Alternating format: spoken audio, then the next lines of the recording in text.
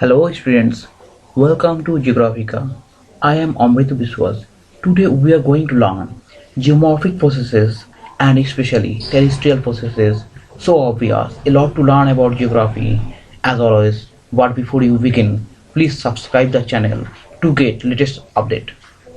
Now, before starting geomorphic processes, it is very important to have a little idea about geomorphology.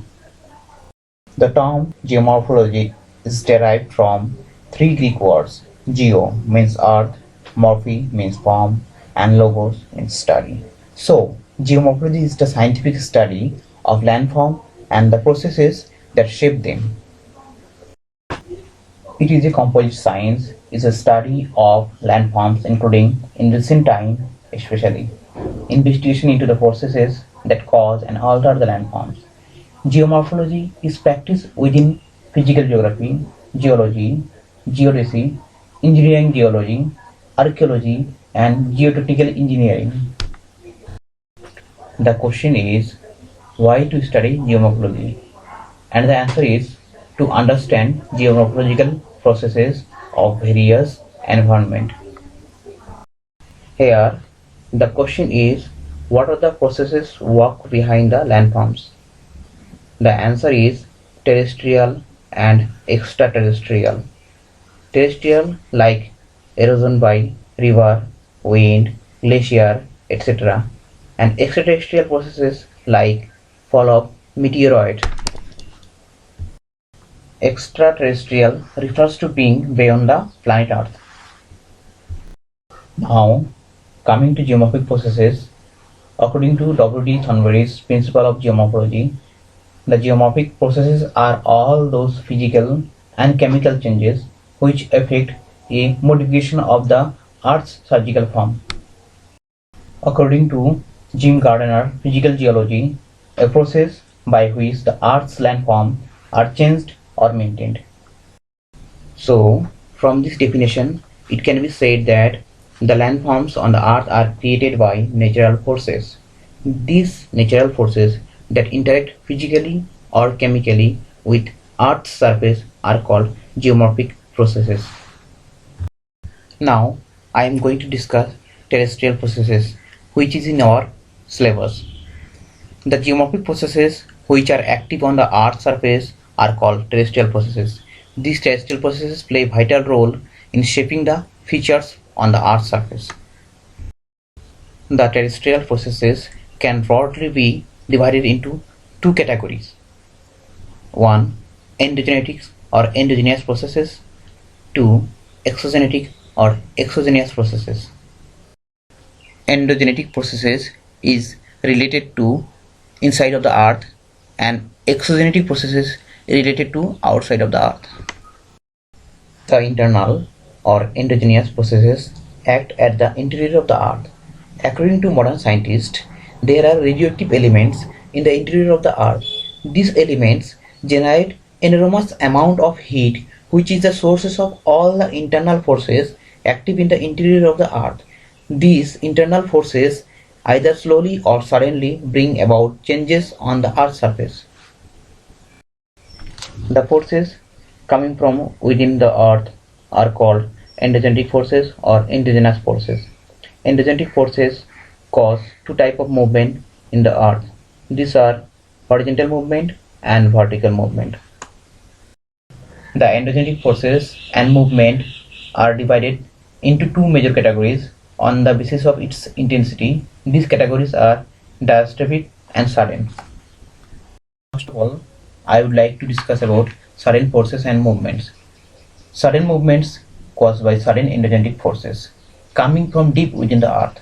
These forces cause such sudden and rapid events that cause massive destruction at and below the earth's surface.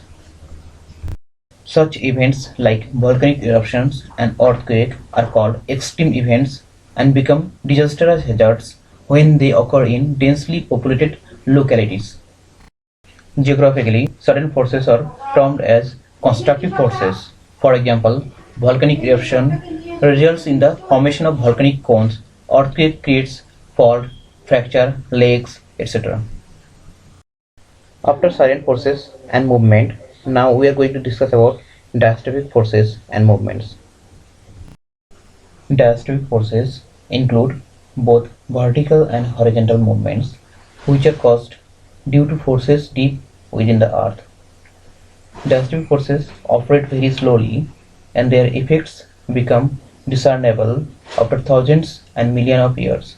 These forces, also termed as constructive forces, affect larger area of the globe and produce mesolevel reliefs like mountain, plateau, plain, etc. Diastrophic forces and movements are further subdivided into two groups. These are epirogenetic movement and orogenetic movements. Diastrophism is also called tectonism. Greek word tecton means builder. Now we will discuss about the first part of the diastrophic movement, which is related to continents. The epirogenetic movement. The epirogenetic word consists of two words. Epiros means continent and genesis means origin. Epirogenetic movement cause upliftment and subsidence of continental masses through upward and downward movements respectively. The rift valleys of Jordan and East Africa were formed due to epirogenetic movements. The word epirogeny was coined by G.K. Gilbert in the year 1890. You have to understand the meaning of epirogenetic and orogenetic. Then only you can visualize the process. The word orogenetic has been derived from two Greek words, oros and genesis. Oros means mountain and genesis means formation. Orogenetic movement is caused due to endogenetic forces working in horizontal manner. Orogenetic or horizontal forces work in two ways, in opposite direction or tensional force, and toward each other or compressional force. Tensional force creates fault or fracture and sometimes rift valley and block mountains. Compressional force creates crustal bending and folded mountains. Initially, terrestrial processes have been divided into two broad categories, endogenetic processes and exogenetic processes. Till the last slide, we have discussed about endogenetic processes. Now we are going to discuss about exogenetic processes. Exogenetic processes or outer geomorphological processes. Exogenetic processes are external forces that act through the agent of denudation like running water, glacier, wind, and sea waves. These processes involve degradation and aggradation. As I am saying, exogenetic processes act through the agent of denudation. Now question is, what is denudation? And the answer is, it means to make the things exposed. The processes by which the rocks on the earth's surface are broken into pieces through the application of external physical forces and the debris are transported elsewhere is known as denudation. This denudation work is performed through three processes such as weathering, erosion, and transportation. So denudation equal to weathering plus erosion plus transportation.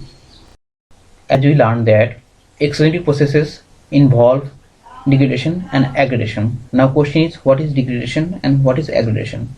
Degradation is the lowering of a bottomland surface through the process of erosion, and aggradation is the raising or elevating of a bottomland surface through the process of alluvial deposition.